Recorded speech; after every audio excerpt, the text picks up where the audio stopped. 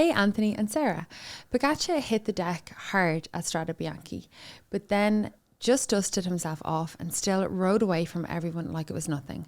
How did the pros bounce back so fast, both mentally and physically, after a crash? And for us mere mortals, is there anything we can learn from how they handle these wipeouts? Well, I guess, like, if you think about it, when you say us mere mortals, most of us riding a bike are like ages 30 to 50. So, like, call a spade.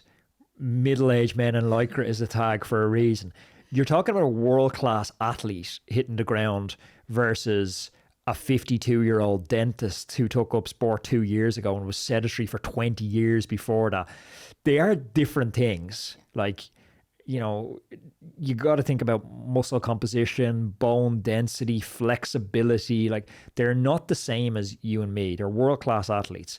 So physically, in the aftermath of the crash, it's something that you could tap into, or I could tap into, if we were motivated enough. He was fueled primarily by adrenaline to get back to the front of the bike race. I've often jumped up myself with bad injuries and got back on the bike, and it's only later on when you chill out, you realize, oh, that actually is very bad. I don't know how I got through that, but adrenaline, it's a powerful, powerful drug, and we get that natural release of it.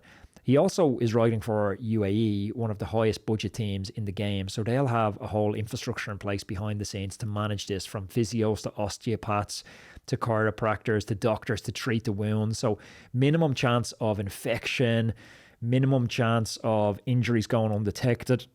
So we just don't have that infrastructure normally to rely on. You can build that around yourself, but it's not a fair comparison if you're judging yourself crashing on your Sunday against Pogacar going, oh, he crashed and he was up the next day. I crashed and I'm still down for 2 weeks later. Mentally, the scar can be a little hard to get over sometimes. You've had a couple of crashes and it's slowed you down. Yeah, it definitely sticks with you. It's just there in the back of your mind after you have a bit of a get down. None of mine were serious, thank God. But yeah, you're definitely a little bit more cautious. Well, for example, when I first started, I would be following you down to Sense, no problem. And, you know, newbie, yeah, all that newbie courage. And then after I came down a couple of times, my mind won't let me go as fast as you. It's just holds me back so much, you know, because you understand the risks now. Yeah, you understand, exactly. I think Pogacar is, as well as that, like, it's his job, but he's a very highly motivated and competitive person. And it didn't even cross his mind for a second to stay lying down on the ground that time. I don't think. Never, like, these lads are doing this though since they're kids. Yeah. It's just instinct in bike riding.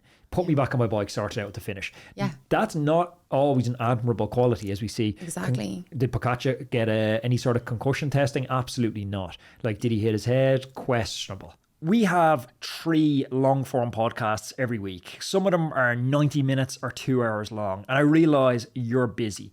Sometimes it's hard to cut through the noise and figure out the signal, figure out what the important parts are of these conversations. So I've taken your feedback, and once a week I'm delivering to your inbox a newsletter called The Saturday Spin.